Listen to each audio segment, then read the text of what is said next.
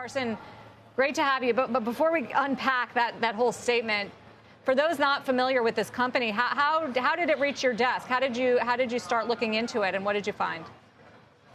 Well, as one of these, so we have spent some time recently looking into these ESG type companies, and it's just one that seems, first of all, on a valuation basis. I mean, even if you forget about how much of the income is actually non-cash versus cash, it was just expensive. And it's one of these things where it seemed a little bit too good to be true. We noticed that disclosures about their EMIs, so these are companies that they take minority investment stakes in, that the disclosures had declined significantly over the years. And when we see something where a material part of the business where the disclosures are declining, that always piques our interest. So we dug in, and it took a lot of digging. I mean, when the company doesn't disclose much, I mean, we really had to go to a lot of different places. So, for example, joint venture partners, their filings, to understand what's going on at these investee EMIs. We looked at Delaware UCC filings.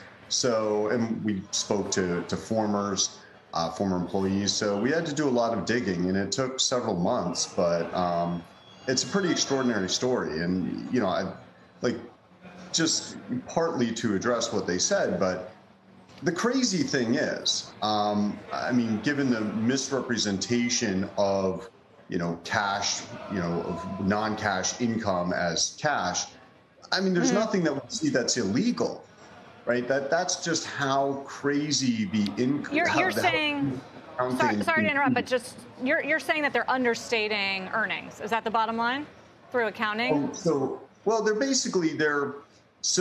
the main sin that this company commits, and this is not illegal, but there's very odd accounting that occurs with these renewable projects, because you often have what's called a tax equity investor.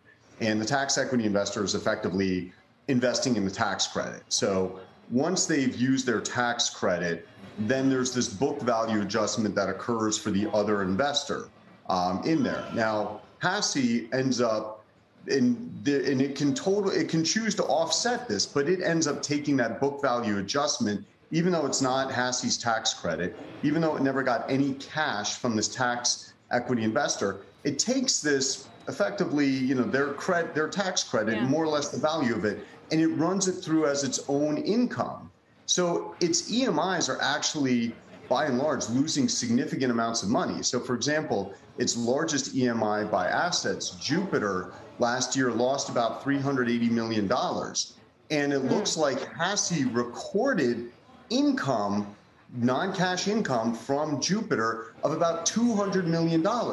So what I want to rephrase that, rather than taking a share of this $380 million loss, HASI, through the magic of this special accounting that applies to renewable energy projects, said, actually, why don't we say that we got profit from this of $200 million?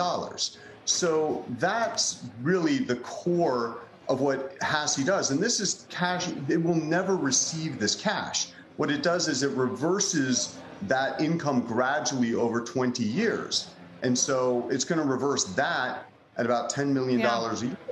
Now, it also makes loans, especially to its EMIs, that are pretty stressed. But rather than HASI saying, hey, these loans are actually not going well, they're recording interest income in the form of PIKs, so paid in kind. So that's basically the borrower saying, we're having a tough time here. Here's an IOU, here's an IOU, here's an IOU. So it looks like HASI is actually receiving interest income, but it's just adding to this, what appears to be unsustainable debt load that these borrowers already have. But then the craziest part is, to help it look like on the cash flow statement, HASI actually is receiving cash.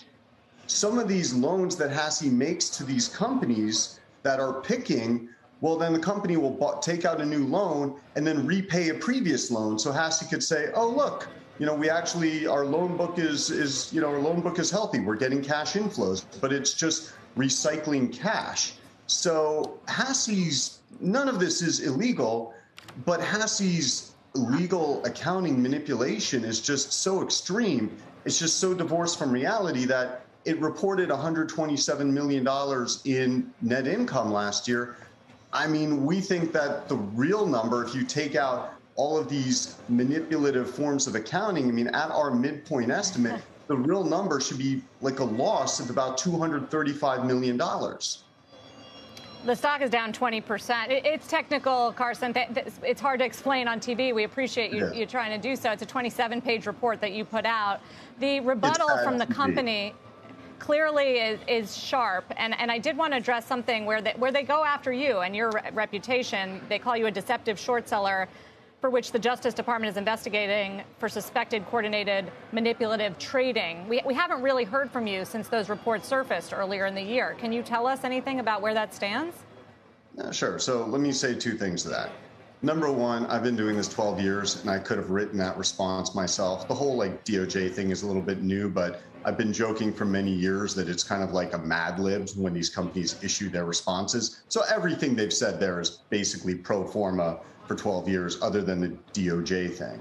So yeah, it's been reported that the DOJ is a wide-ranging investigation into short selling. And, look, companies have been trying to sell the regulators on this fantasy that we short sellers all get together and, decide hey, let's go destroy this company. And it's complete BS. Ultimately, that's what it's going to be shown to be. But I don't know. I call it my First Amendment tax. Basically, that's what this is. And that's all it's going to amount to. Do you have any sense of where they are in this investigation? No, they don't really talk to us. So, but I'm not expecting it to ever result in anything that, becomes a problem for us, other than the annoyance of dealing with it.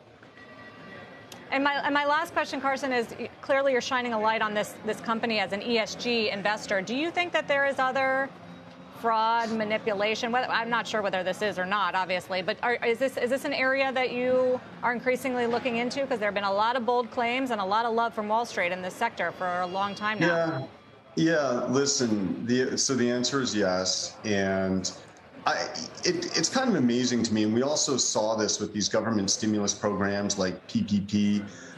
I mean, there are a lot of people out there who, the moment the government is offering money, just the machinations their minds must go through to think about how to grab this money. So given the significant subsidies that have been available for renewable projects, I think there's a lot of grifting there. There's a lot of grifting the government out of tax credits, and there's grifting investors as well, because there's this robo bid, of course, for ESG. Everybody wants to pat themselves on the back for saving the planet, through their investments, and they've got these, this money that must flow into ESG. And there are people who are bad actors. I mean, there are other management teams out there who are bad actors who are capitalizing on this, besides Hassey. So, it's unfortunately, and we've seen this in the vehicle space, right? I mean, we reported on a company called XL Fleet that's,